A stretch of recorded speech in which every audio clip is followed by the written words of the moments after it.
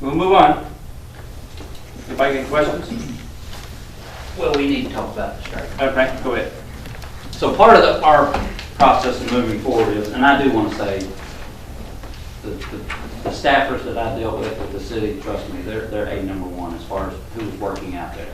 I do think they deserve credit for what credit's been done over the years. I can tell you every organization I've dealt with compliments the guys and ladies who has overseen it over the years. So don't take that And we have the to, wrong way. I have to. Oh, yeah, on the rec board, Yeah, I never they're had a great. complaint Yeah. on anything they did. The 4.5 years I've been on the rec board, so they've done an excellent job. So our plan moving forward, we gotta take care of some, I think you guys have this, some needs going forward for the immediate, I ain't got that. future. Part of it is striping fields. And striping fields means for football, soccer, and baseball. You know, that's something that's gotta get done every week, no matter what. And that's something the city took care of. I'll leave some extras up here so they want it.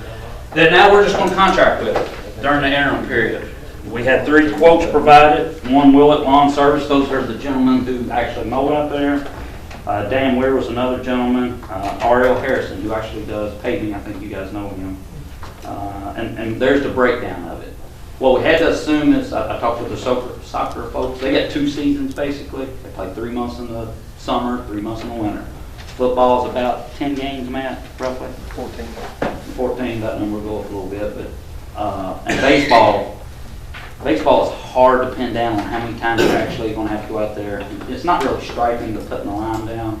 I assumed 20 events. I tried to talk with John Evans, who's with the Baseball Association, but all that's been done, everybody was compared equally on this spreadsheet.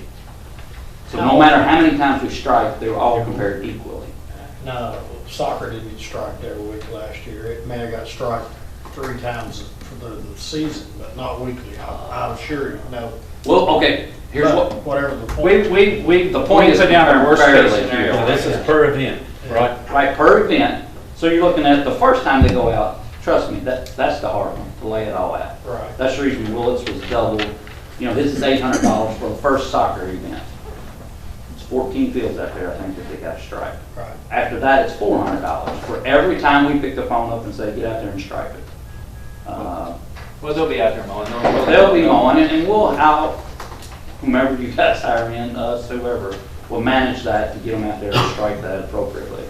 But what we need today is you guys to approve Willett's Lawn Care to strike, because we gotta get striped this week. They start practice this week. Yeah, I was told the 10th or whatever, this coming Monday. Yeah. The recreational department, as far as how they work out there, to do that. And this is just gonna be a per event? Per event means I pick the phone up and say, get out there and strike the soccer field. Okay. Has to be done on Thursday or Friday, because they have games. Okay. And once we get a Saturday, person, Sunday. once we get a person on site, then it'll be somebody else's responsibility. Right, once you get that, you know. If they need some help starting out, I wouldn't mind knowing what it's about neither, so I'll go ahead and. I think that's the number. I must say, Oh, everyone. in his hand. Yeah. Now, are they gonna use their equipment, or he's using his Soccer's got own their own. equipment? Soccer and football own the striping machines. And the tractor. I haven't got into the tractor part yet, but what I'm right now is just the striping. So soccer and football provide the paint. Right. This is a labor quote. So that's what that is. Football starts August 23rd. So we gotta have a stripe by then. Well, I'll make a motion that we approve the volunteer for the strike. Thank you, Jeff. Second by Jerry Hahn. Any further discussion? All approved, say aye. Disapprove? Motion carries. Ironically, the mowing, we already contracted for the mowing. The mowing and the striping is just it's a little less than what the city, in the minutes from the meetings you gave me, what they said. Pretty close to what the city's talked about, what it cost them to do it. Yeah. It was $46,000, what the city said they spent for those things, the trash and the so forth and so on. So it's pretty close to what we were getting to start with, and we'll have money, about $62,000 to hire, with benefits to hire a person, which would be about $45,000 a year, like salary probably. Okay, that being said, there's a resolution that was in your mail, I do believe. concerning authorizing the creation of a board to administer recreation facilities. You guys get a copy of that? Yes, sir.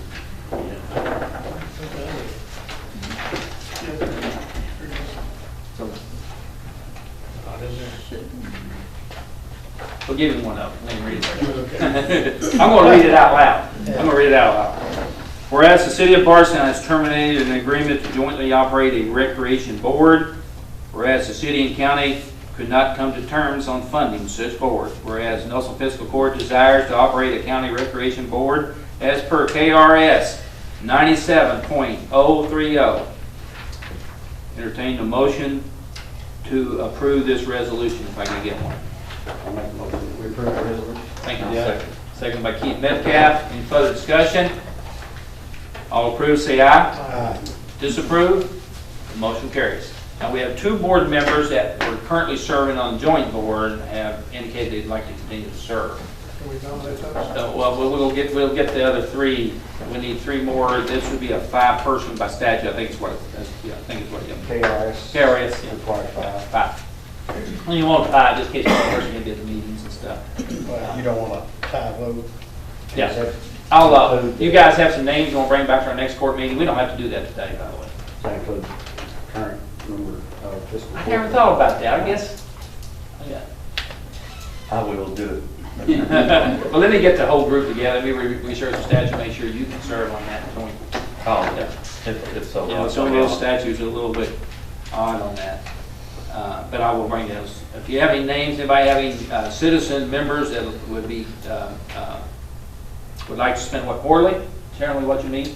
Every other month. Yeah, every other. Yeah, six times a I year. think starting out, you probably need to be every other month, or every month starting out. Probably the first 6 months might be every month. to Yeah, get first yourself- 3 or 4 months, Yeah. maybe every month, yeah. Might be every other day.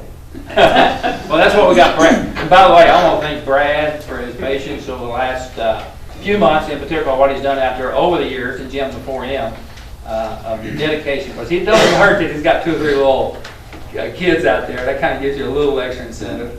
But thank you so much, Brad, for that. Elaine asked me to remind everybody there's going to be a tax sale. Is that, I think, tomorrow? Tomorrow morning. And the office will be closed in the basement from 8 to 12. You guys have anything else to report on? Since the dispatching agreements come out in the near future, this mean it's against me, same Monday. Dispatching, I think, Matthew, I think it was September 24th or something like that, 20th to 24th. And I've tried to communicate with John on that, and I've offered a proposal to the mayor on that, and I've not got a response back on that. Since Josh Kamick is gone, what are we gonna do about mapping the remainder? Logan, tell you, what you got some good luck today on something. What do you want to tell us? One What other thing in that, who's the conservator of that information? If we're paying for it, who keeps that? I guess the city of Bardstown. I've been touching base with Jessica Filiatro up there. She's kind of picked it up, so to speak. We've had Todd Williams, who's with MapSync, has just got me the addresses that we were needing. That's all the old ones we had that we hadn't given them an address for. We work on new ones from here forward.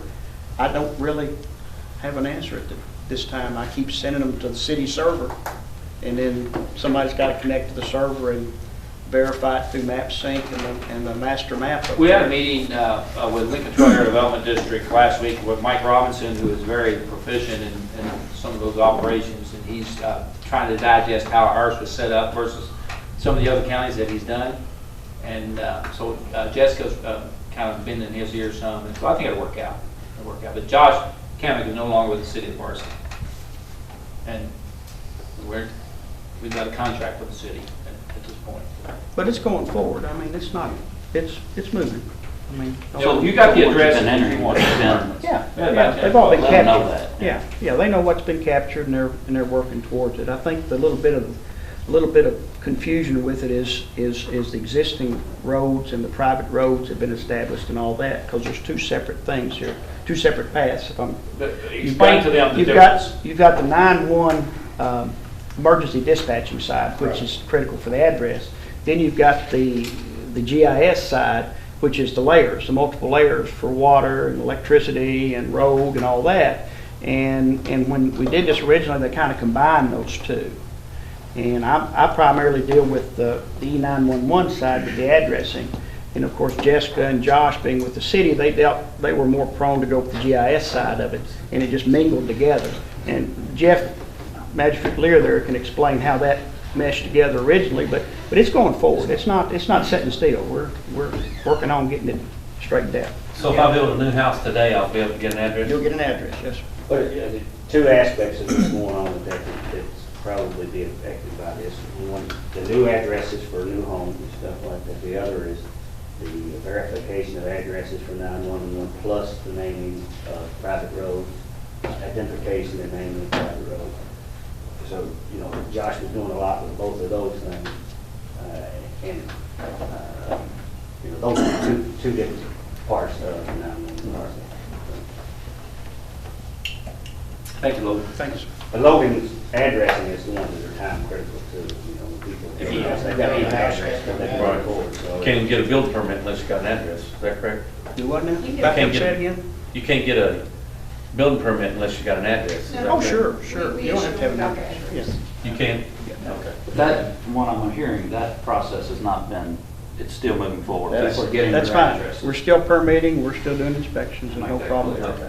Yeah. No problem with that. Anything else, guys? Anything else from the audience? Yes, sir. Say something, just to reiterate what the Barner said, when there's moves like this made towards a joint venture between the county, the kids are really the ones getting hurt. It's kind of sad to me. Something to maybe think about, there's some events maybe that are held in town here, I don't know if the county sponsors, but the park out there would be a good place to maybe move some of those events and have some fundraisers, some type of fundraisers that have kind of funded itself.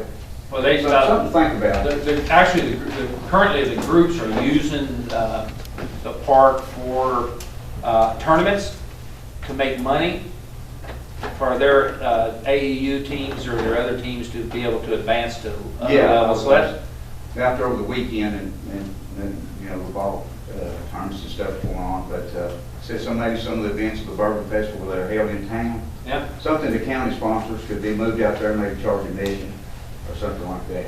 And then the last thing, it seems like a pattern's being set with the mayor or the city council. Just offhand, seem like they're going to where maybe they want to be an island and not part of the county.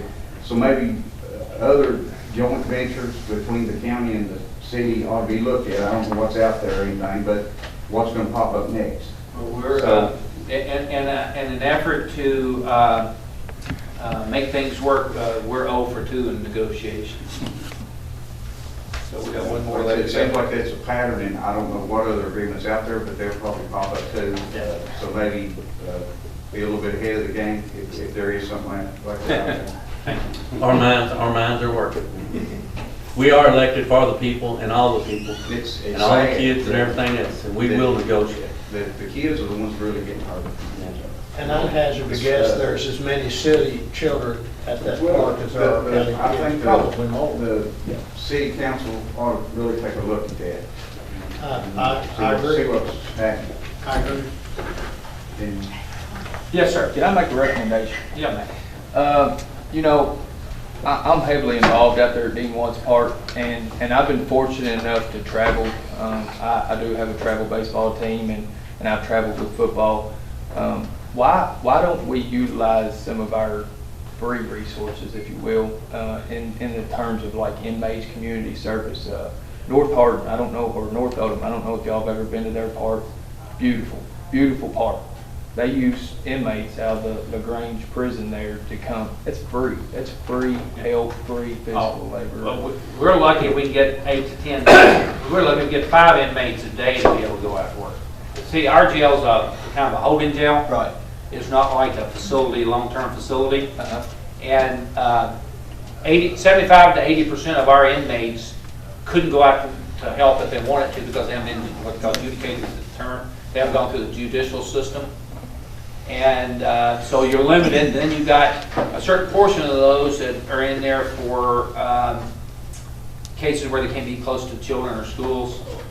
So we're limited, oh, don't you think?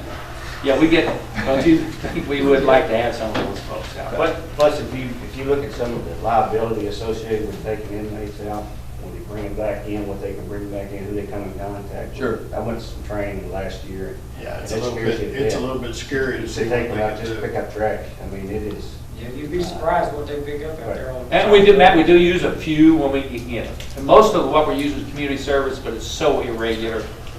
Because when the judge, like Judge Kelly orders community service, he'll do like 20 hours, 50 hours. Well, they get that done in 2 or 3 days and that person's gone.